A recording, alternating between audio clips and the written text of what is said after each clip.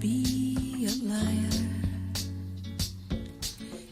est 8h15, et nous sommes de retour. Merci d'être avec nous, si c'est le cas, avec Brigitte Fanny Cohen pour parler santé et notamment pour dire aux femmes ayant eu un cancer du sein que la sécurité sociale a finalement accepté, c'est tout récent, le remboursement du fameux lipomodelage. Alors, ce lipomodelage, c'est une technique chirurgicale reconstructrice. Exactement, esthétique et reconstructrice. Le lipomodelage, qu'on appelle aussi le lipofilling, c'est une technique en fait qui est un transfert de graisse pour donner du volume. Alors l'idée de départ, elle était assez géniale d'ailleurs, c'était enlever de la graisse par liposuction là où il y en a trop, par exemple la culotte de cheval ou le ventre, et la réinjecter dans des endroits où il n'y en a pas assez, c'est-à-dire les rides du visage. Donc faire coup double. Affiner la silhouette et rajeunir le visage. Simplement, les chirurgiens esthétiques ont été très déçus parce qu'en fait, cette graisse dans les rides du visage se résorbait très facilement et donc la technique, voilà, ils ne l'ont pas gardée. Mais ils ont fait des essais sur le sein. Et effectivement, le lipomodelage du sein, oui, c'est intéressant parce que la graisse va rester dans le sein alors que dans les rides, elle se résorbait. Alors, on propose cette technique notamment aux femmes qui ont eu un cancer du sein, soit une ablation du sein, soit une ablation d'une tumeur qui a laissé une déformation sur le sein. Et on va effectivement faire ce transfert de graisse. L'idée, c'est aussi d'éviter les prothèses mammaires on ne le sait pas toujours assez, mais qu'il faut changer tous les 10 ans. Voilà, et on obtient des résultats qui sont très satisfaisants. On regarde.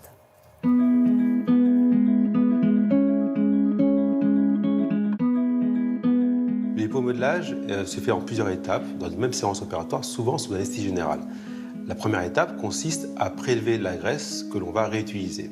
Ceci par des techniques classiques de lipoaspiration, principalement au niveau de la queue de cheval ou de la face interne des genoux.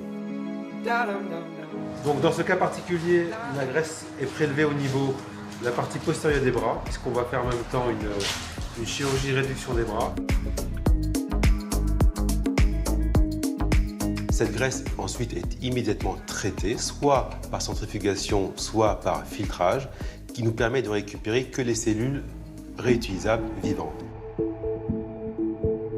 Le lipomodelage consiste à réinjecter cette graisse de bonne qualité par des mini-incisions de 1 à 2 mm en utilisant des canules longues et très fines pour déposer la graisse de façon très régulière, tous les 1 à 2 mm, aussi bien sur un même plan horizontal que dans toute l'épaisseur du tissu que l'on veut repulper. On injecte 20 à 30% de volume de graisse en plus que du volume souhaité parce qu'on sait que dans les 6 premières semaines, ces 20 à 30% disparaissent de façon physiologique. Les avantages du lipomodelage sont nombreux. Tout d'abord, c'est une chirurgie légère qui se fait en ambulatoire. Le patient, il a très peu mal, la convalescence est très courte, entre 2 et 5 jours. On n'introduit aucun corps étranger, puisque c'est votre propre graisse. Il n'y a pas de cicatrice visible, parce que ce sont des mini-incisions de 1 mm. Ici, c'est une femme qui a eu une ablation du sein pour un cancer et qui a eu une reconstruction uniquement par lipomodelage.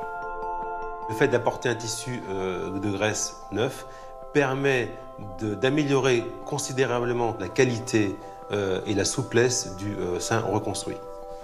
Bonjour. Bonjour. Entrez. Depuis l'ablation de votre sein, vous avez eu combien de prothèses exactement? Alors j'en ai eu 3 et à chaque fois, au bout d'un certain temps, ces prothèses ont posé des problèmes. Donc depuis que vous avez eu un lipomodelage, comment vous vous sentez?